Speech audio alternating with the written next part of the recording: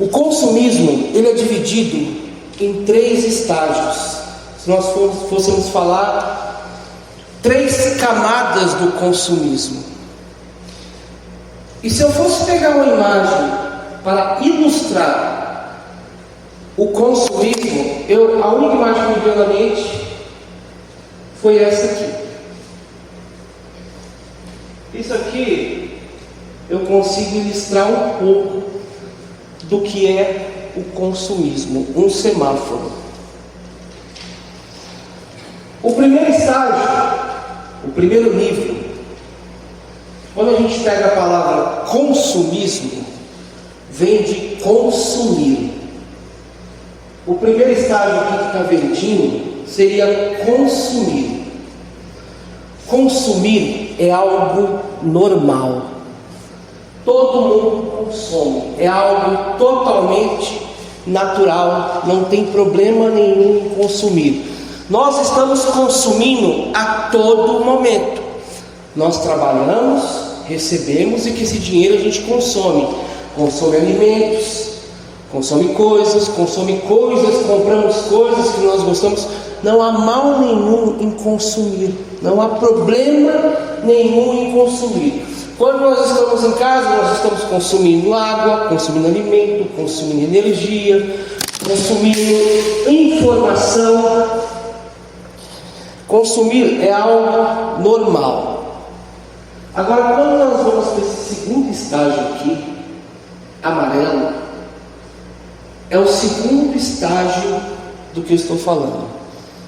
É aí que entra o consumismo.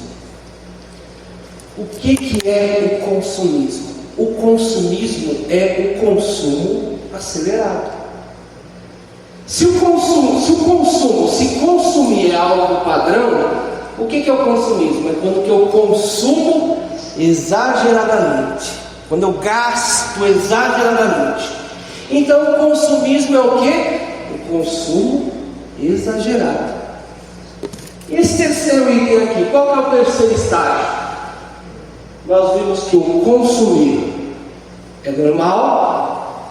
Consumismo é o consumo exagerado. E esse vermelho aqui é o que? A compulsão. O que é a compulsão? Se consumismo é o consumo exagerado, o que é a compulsão? A compulsão é o consumo sem freio. Você pisa no freio e não acha mais nada. Você consome compulsivamente.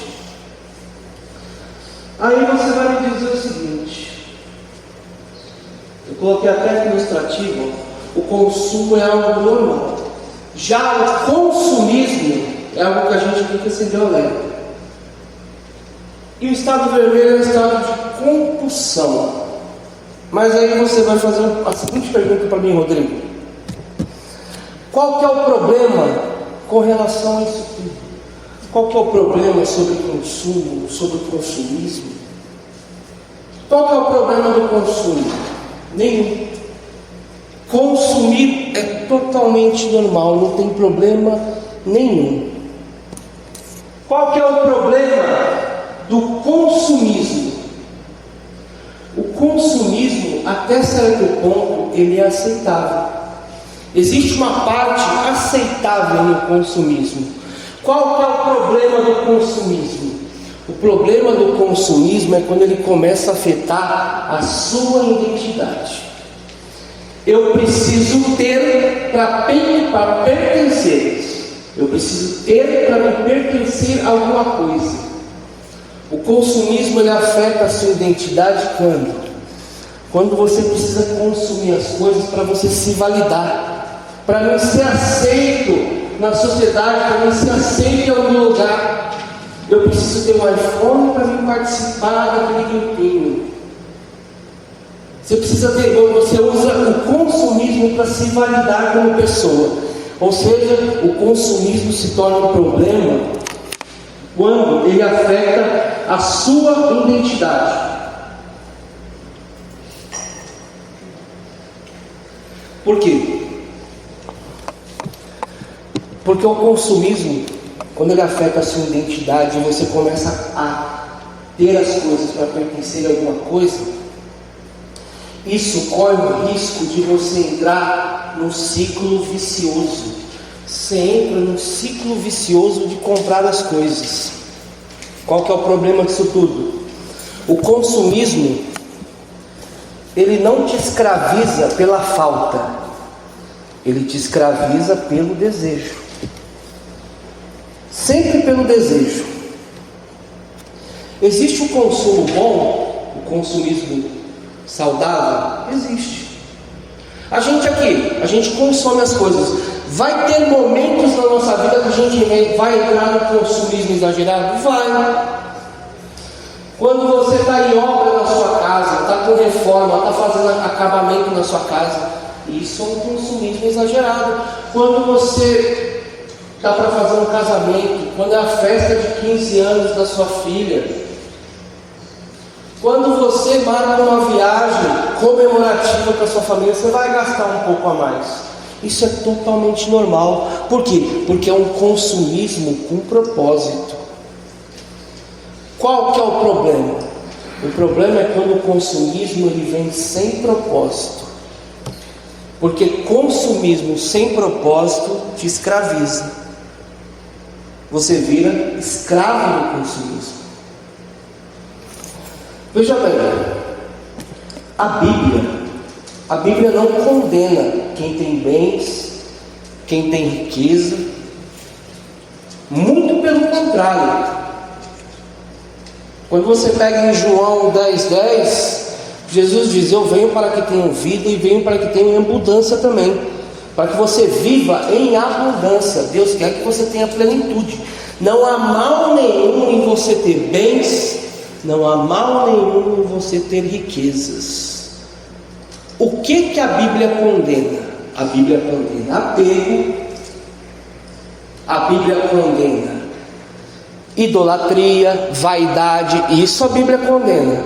Quando você começa a pegar bens, a ter posses, e aquilo ali toma o lugar de Deus, aí sim você tem um problema. Por quê? Porque a gente corre o risco de cair em umas ciladas. Vocês estão entendendo?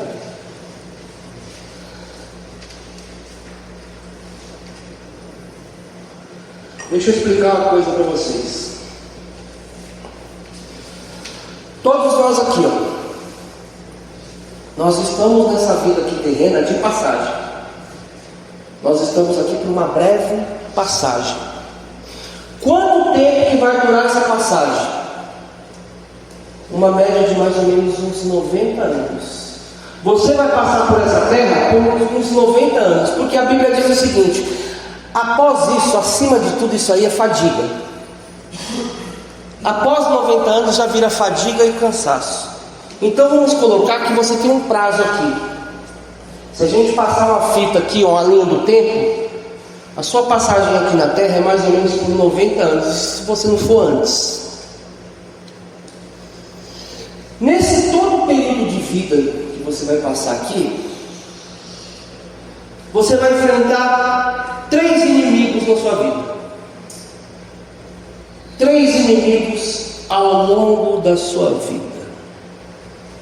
O primeiro deles, o primeiro e o mais fraquinho de todos, é Satanás. Satanás é o inimigo mais fraquinho que você vai enfrentar no período dessa vida aqui. Nossa, Rodrigo, mas Satanás é o mais fraquinho? É sim. Satanás é o mais fraco, porque o problema não é a presença de Satanás. O problema é a ausência de Deus. O problema não é a presença de demônios. O problema é a ausência de Deus, sempre. Então o primeiro problema que você vai enfrentar vai ser Satanás. Ele é o mais fraquinho. O segundo problema que você vai enfrentar, o segundo inimigo que você vai enfrentar nessa vida aqui, é um pouco mais difícil. É o mundo. E o mundo é perigoso, porque ele vai te oferecer pratos saudáveis. Ele sabe o que você gosta de comer. Ele sabe dos seus desejos. Então o mundo vai te ofertar muitas coisas, vai te mostrar muitos caminhos para você se perder. O mundo é um inimigo muito perigoso. E o terceiro inimigo, que é o mais perigoso de todos, o primeiro é Satanás, o mais fraquinho. O segundo é quem? O mundo. Esse é perigoso. E o terceiro, que é o mais perigoso deles, é o ego. O ego é o mais perigoso.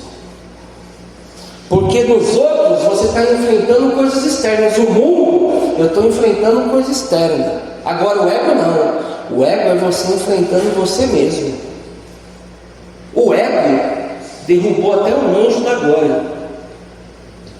O ego derrubou o anjo. Que dirá você que é um mero mortal? Vocês entendem?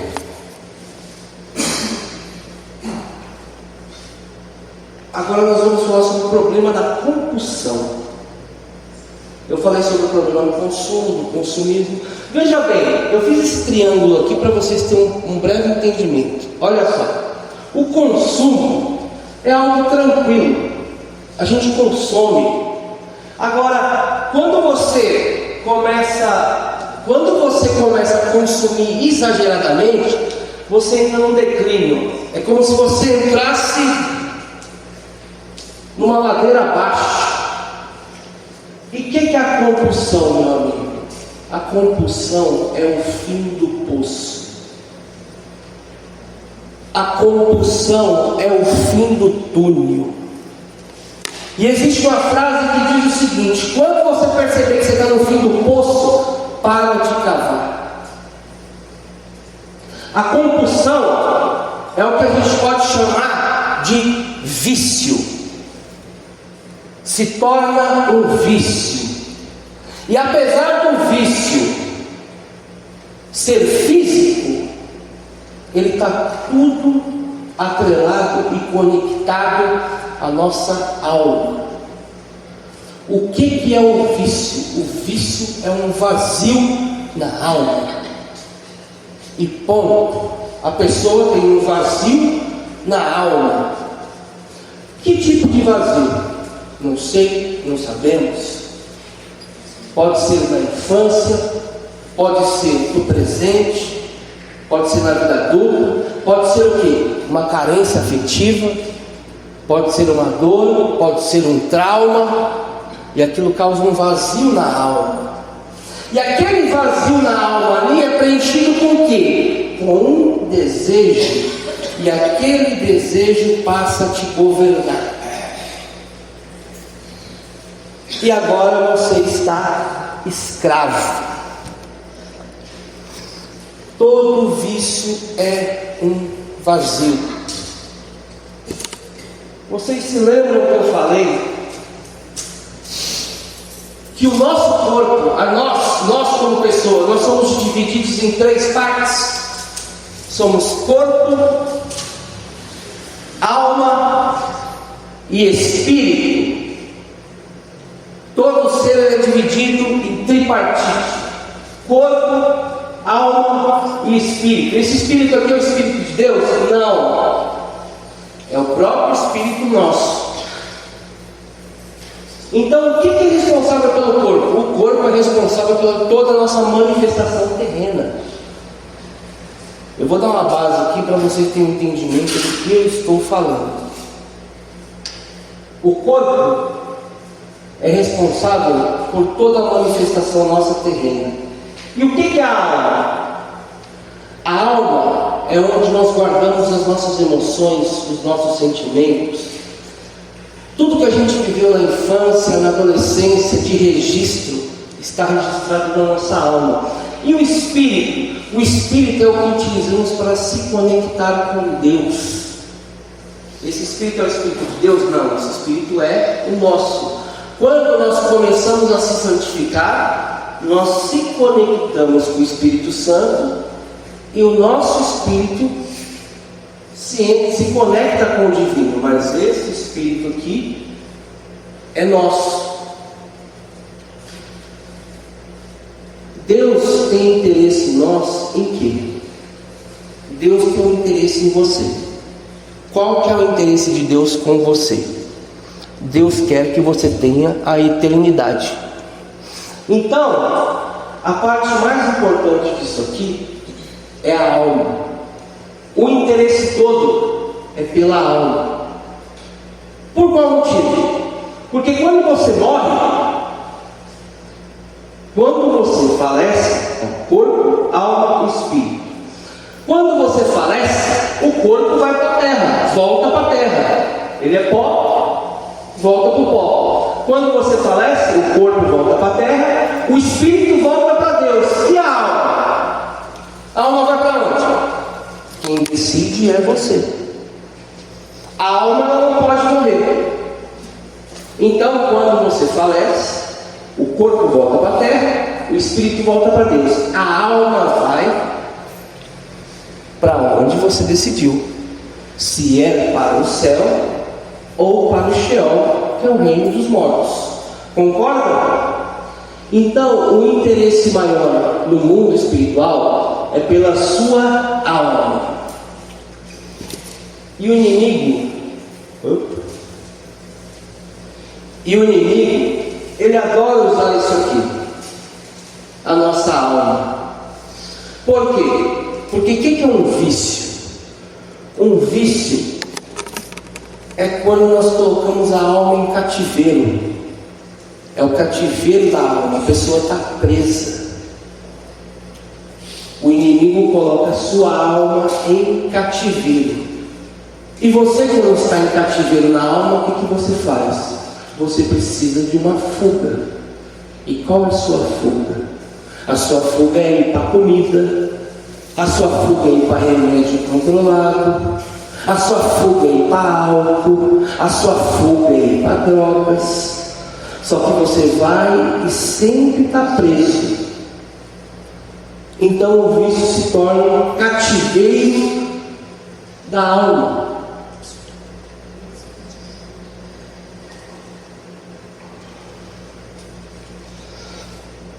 O consumismo, ele te pega no tédio. A pessoa que está entediada, ela vive consumindo. Mas a compulsão, ela te pega no vazio.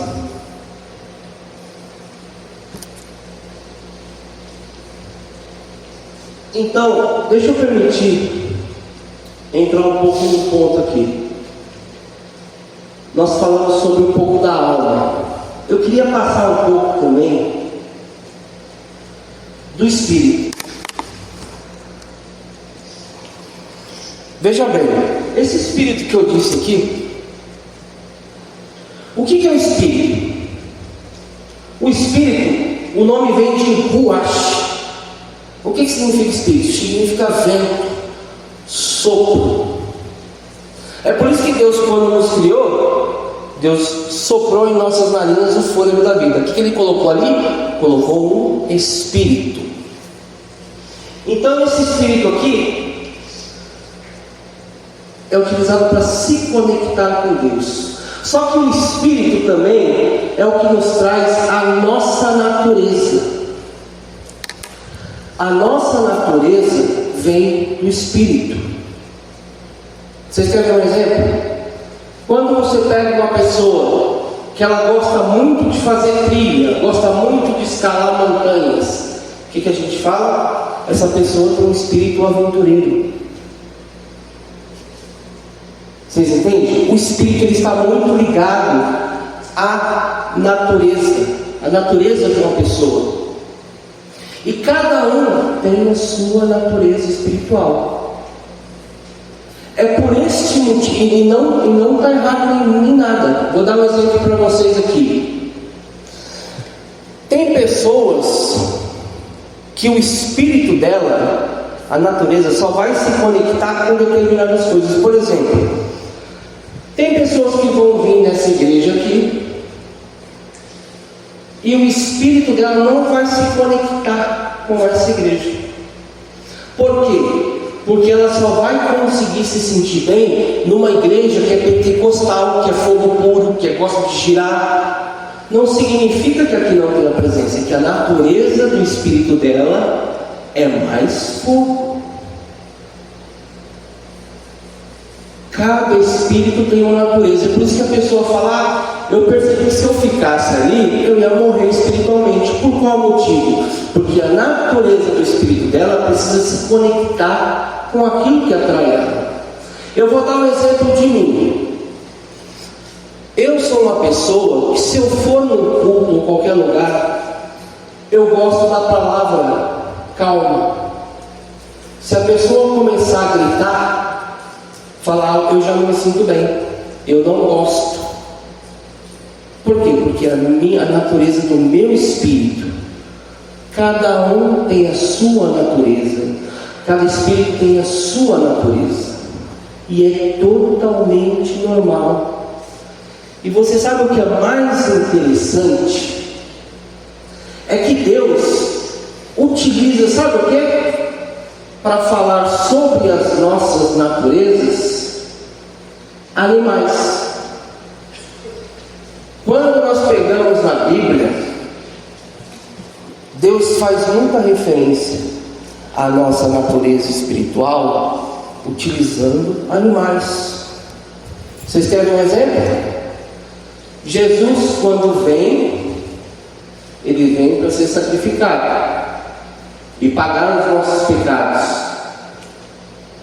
Só que depois ele morre, ele ressuscita, sobe aos céus, depois ele vai voltar, dessa vez para fazer justiça. Olha Deus utilizando os animais. Primeiro ele vem como um cordeiro, e ele vai voltar como um leão. Isso quer dizer o quê? Que Deus utiliza muito dos animais para mostrar a nossa natureza. E eu queria passar para vocês, que tem a ver com o nosso estudo aqui de hoje, consumismo, 4 animais que eu acho que faz sentido com o que a gente está conversando aqui hoje.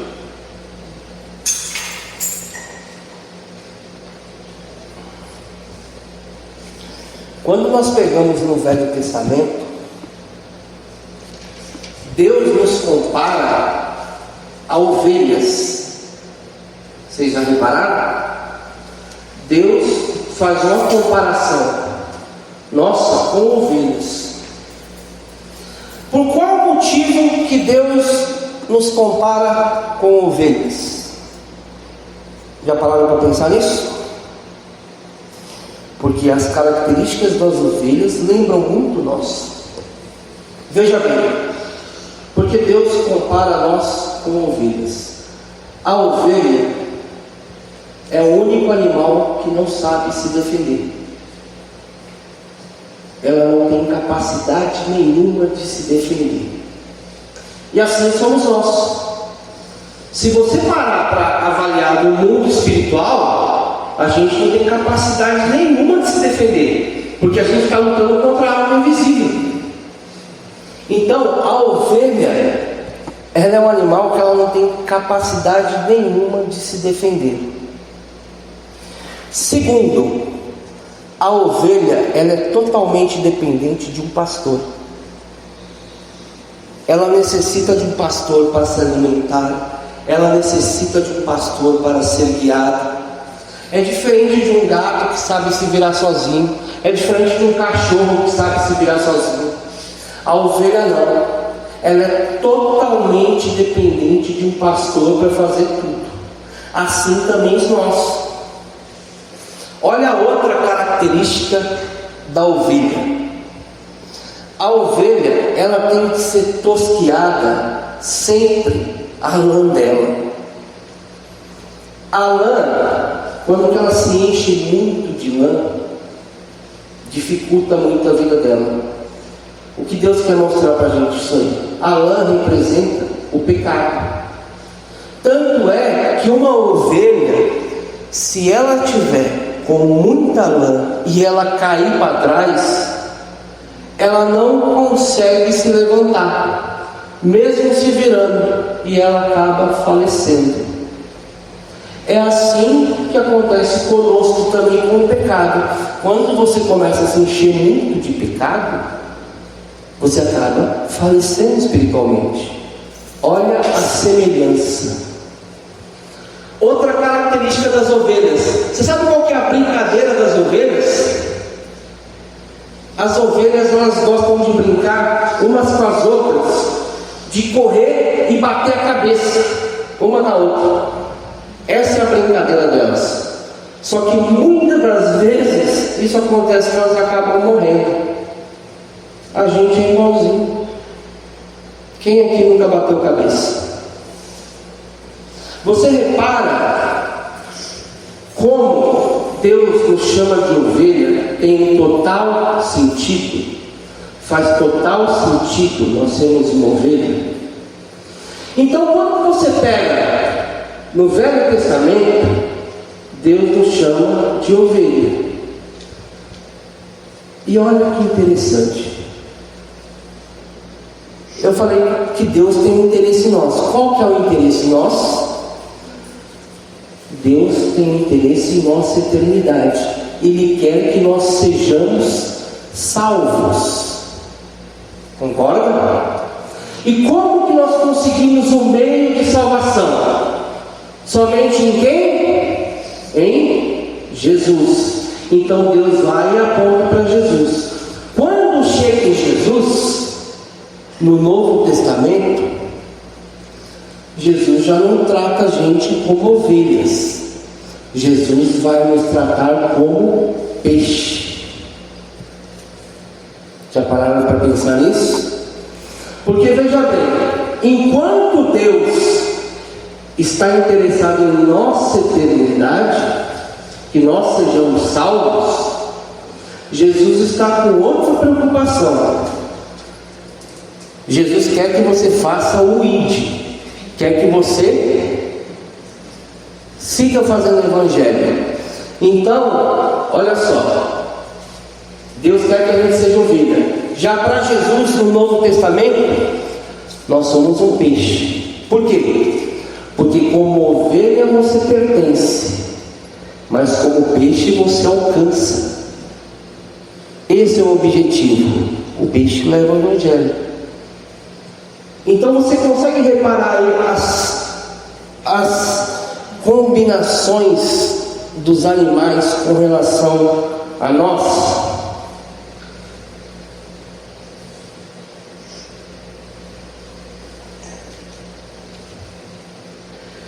Eu gostaria agora de entrar em dois animais aqui para vocês entenderem. Nós falamos de dois animais, que é as ovelhas e é o peixe, que são dois animais bons. Agora eu vou falar sobre dois animais ruins, que tem a ver com o consumismo. O primeiro deles, quando nós pegamos em Gênesis, vamos voltar um pouquinho em Gênesis. O primeiro deles é a serpente. Veja que algo interessante sobre a serpente. Quando nós pegamos em Gênesis, na queda do homem, está Adão. Deus fala o que para Adão? Te dou toda essa terra. E o que você tem essa árvore aqui, que é a árvore do conhecimento do bem e do mal. Dessa aqui você não pode comer o fruto, porque se você comer do fruto dessa árvore, certamente você morrerá. O que ocorre? A Bíblia vai nos dizer que a serpente era o animal mais astuto do jardim. A gente entende a serpente como se fosse o animal que é hoje, mas não. A serpente daquela época era um animal que ele tinha patas.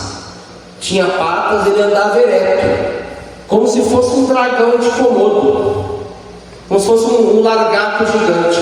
A serpente era um animal que ele era assim. E o que ocorre? Ela está perto da árvore do fruto do conhecimento do bem e do mal,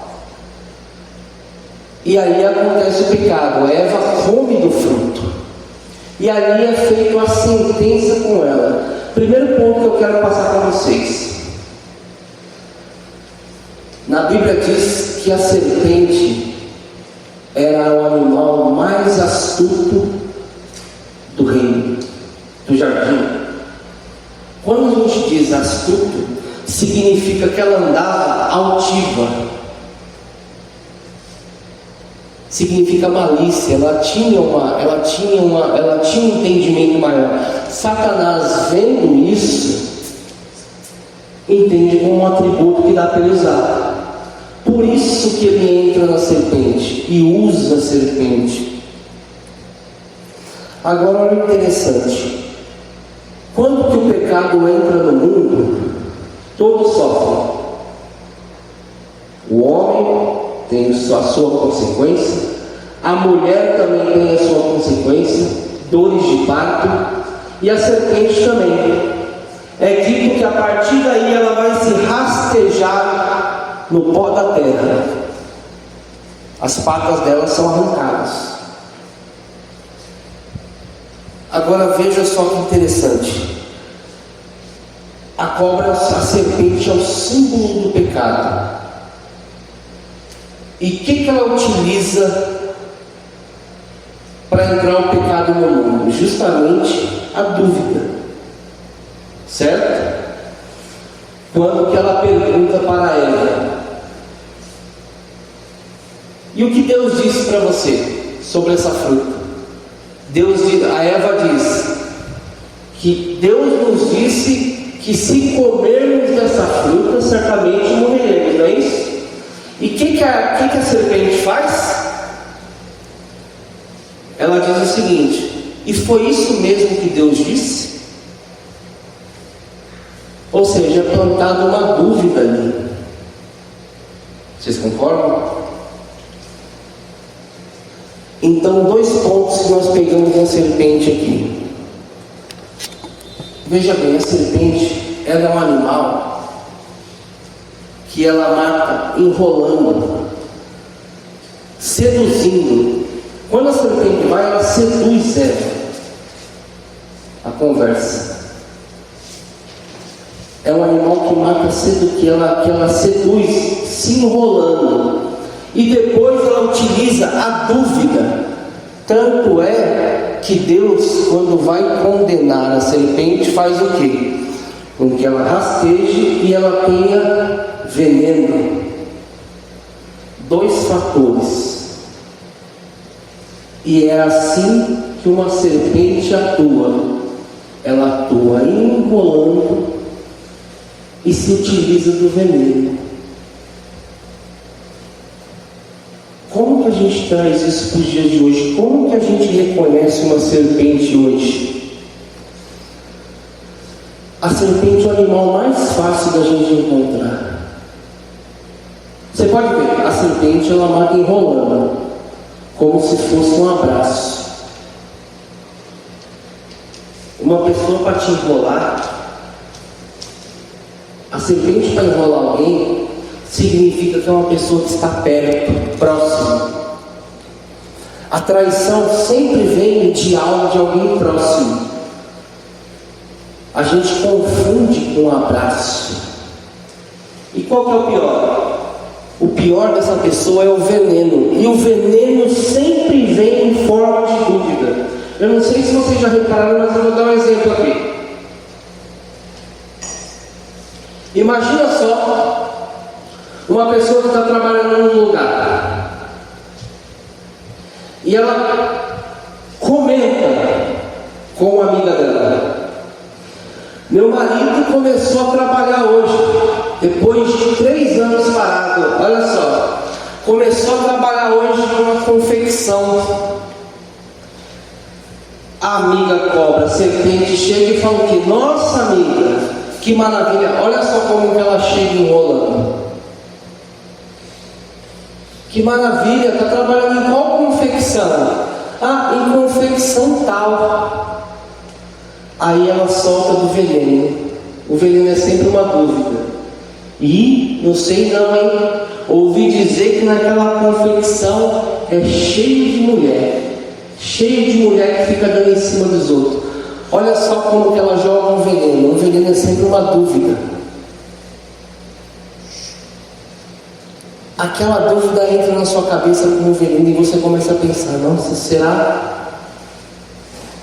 E naquela noite, é o primeiro dia de trabalho daquele cara, naquela noite eles iam sair para comemorar o emprego dele, sair para comer. Já que você está com esse veneno na mente que ela colocou, o que vai acontecer? Quando vocês chegarem lá para sentar, o homem vai estar todo feliz e a mulher vai fazer o quê? Vai arranjar uma briga por causa de uma dúvida que colocaram na mente dela. Pronto, eles brigam, à noite sai um problema e cada um foi para um canto. Olha a serpente novamente atacando e distanciando o casal. Esse é um tipo de animal. Agora,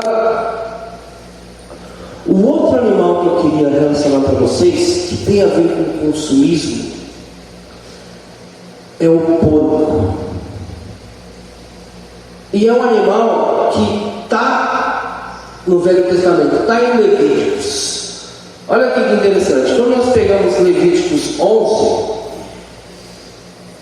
está escrito assim: Deus vai classificar os animais que são puros para se comer e os impuros. E olha o que ele vai dizer aqui: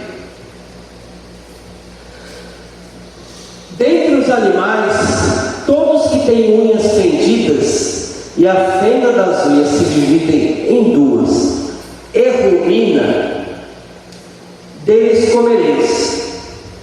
O camelo que rumina, mas não tem unhas fendidas, esse vos será imundo. E o coelho, porque rumina, mas não tem unhas fendidas, esse vos será imundo. A lebre, porque rumina, mas não tem unhas fendidas, esse vos será imundo. Também o porco, porque tem unhas fendidas, e a fenda das unhas não se divide em duas, mas não ruminas, este vos será imundo. Repara uma coisa, que Deus está classificando animais imundos de animais puros.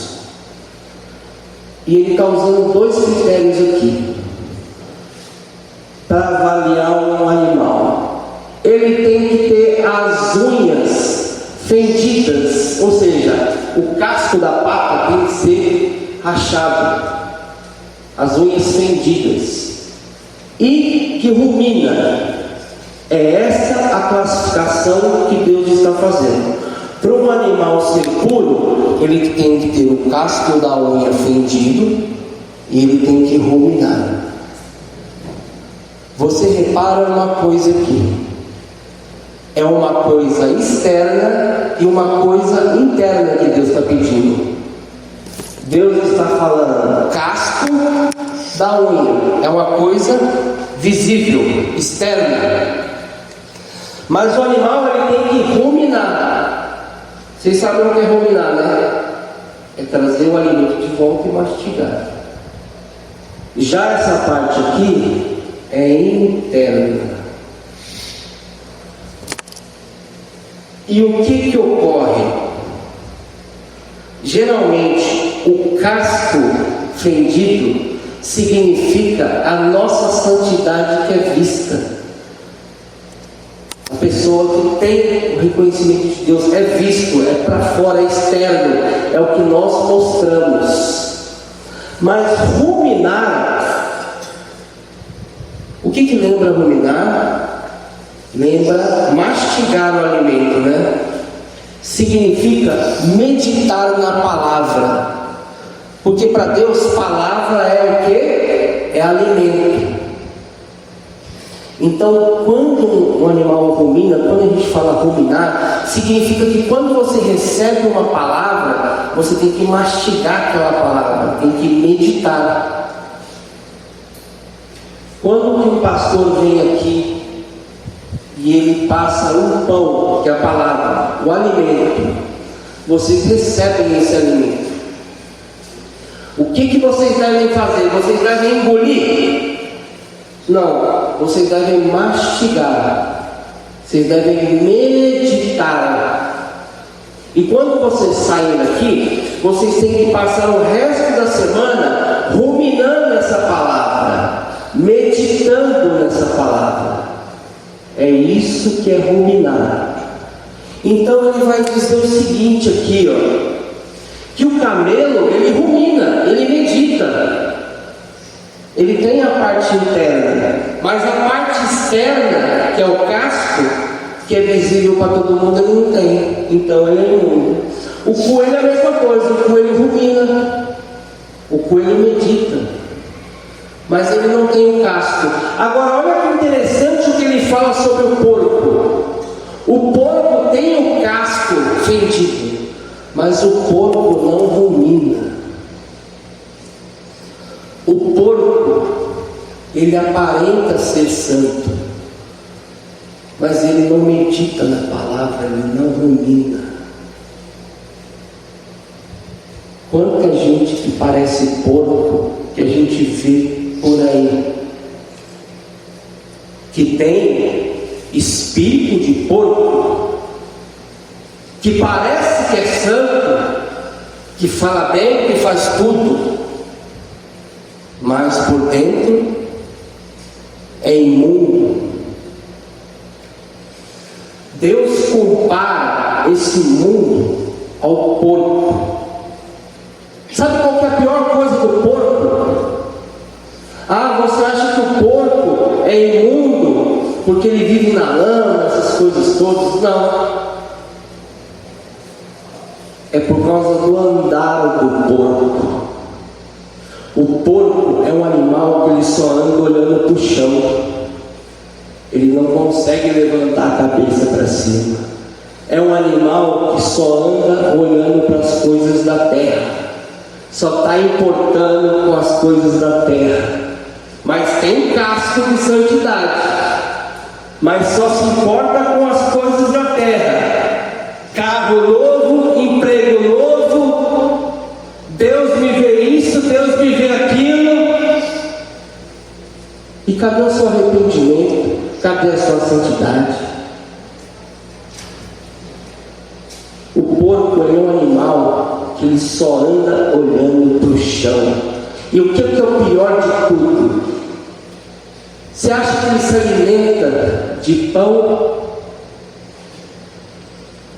Um porco só se alimenta de lavagem, de coisa ruim. Ele é capaz de vomitar e comer o próprio vômito. E você acha que isso é sujeira? Você acha que comer o próprio vômito é sujeira? Não. Tem gente que é porco. E tem gente que faz isso. Você sabe o que é o vômito? Eu comi algo, eu vomitei e como de novo. Vômito é passado. Tem gente que vive se alimentando do passado. A pessoa não pode parar, que ela está se alimentando. Mas minha vida lá atrás, mas lá atrás. Vive se alimentando do próprio vômito. Vive se alimentando do passado. Isso é um porco. Só olha para as coisas da terra. Só olha para o chão. Não levanta a cabeça em nenhum momento. E só se alimenta do vômito e de sujeira. Qualquer porqueira que dá, está comendo. Não tem critério para consumir nada. Deus chama esse tipo de gente de imundo. E sabe qual é o pior? Porco não dá um só não. Porco está de ninhada. Não pode ver uma teta. Tem espírito de miserável. Porco adora uma teta. Tanto é que a porca é o animal que mais tem teta. Tanto é que é comparado a político. Político que adora uma teta e vive olhando só para coisas do chão. Eu particularmente não consigo compreender uma pessoa que é santificada e se envolve com política também. Particularmente eu, coisa minha. Tem sim, mas olha, Muito pouco. Por esse motivo que o porco é um animal nojento. O consumismo tem a ver com o porco. Gente que só olha para as coisas da terra, só está preocupado com bens materiais, coisas materiais, que só se alimenta de sujeira. O que alimenta de sujeira? O que nós temos aqui no domingo, às vezes às quartas, às quintas, é pão. Um animal puro se alimenta de comida boa, pão da vida. Agora tem gente que não, tem gente que tem espírito de porco, que quer se alimentar só de porqueira, só de amizade ruim. Isso foi falado aqui, não foi? Dias atrás? Com quem você anda, seu tipo de amizade? Tem gente que só sabe se alimentar. Porco gosta de andar com porco. É incrível, né? Tem a ver com o consumismo. Agora, olha que interessante. Como que a gente evita o consumismo? Como a gente sai disso tudo? No próprio Levítico, quando a gente volta um pouco para trás, em Levítico 3, capítulo 16, eu acho, que diz assim: e o fogo arderá sobre o altar continuamente. Inclusive até o Mateus falou sobre isso aqui no encontro de casais.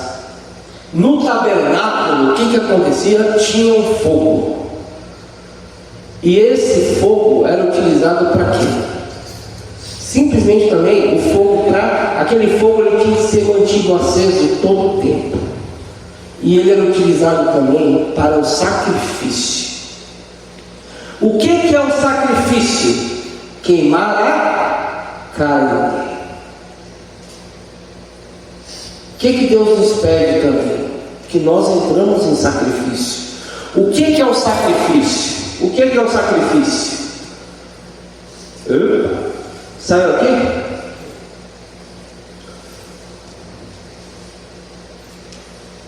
Isso. O sacrifício é isso aqui, ó. Quando nós entramos em espírito, em santidade, fazemos um jejum e nós começamos a sacrificar a carne, porque quando você começa a sacrificar a carne, você entra em santidade, as coisas terrenas, as coisas do chão perdem o sentido. Já não é mais você que vive. Você sabe, o maior segredo, a maior forma da gente notar a transformação numa pessoa é quando a maior forma de você notar uma transformação em você é quando você percebe que você perdeu o interesse por coisas que você gostava antes. É assim que você nota que você está virando uma nova pessoa. Antes eu tinha interesse em tais coisas, eu tinha interesse em tais lugares. Nada te impede você de voltar, mas você vai perceber que se você voltar lá, nos mesmos assuntos, nas mesmas rodas, naquele mesmo tipo de gente, e naqueles mesmos lugares, você vai se sentir mal. Parece que não é mais você, não é mais para você aquele lugar. Sabe o que se chama isso aí? Transformação. E o nosso objetivo para vencer o consumismo é sempre estar em santidade. Eu falei uma frase aqui uma vez e eu volto. Alimente o seu espírito, porque a sua carne é insaciável. É insaciável. Uma das formas da gente vencer e evitar o consumismo é trabalhar o espírito, porque senão a gente vai ficar igual ao porco. E olha a vida de um porco aqui, ó. É isso. A pessoa, ela começa a consumir como se fosse para preencher um vazio, um tédio, só sabe olhar para as coisas do chão e vive num desespero assim, certo?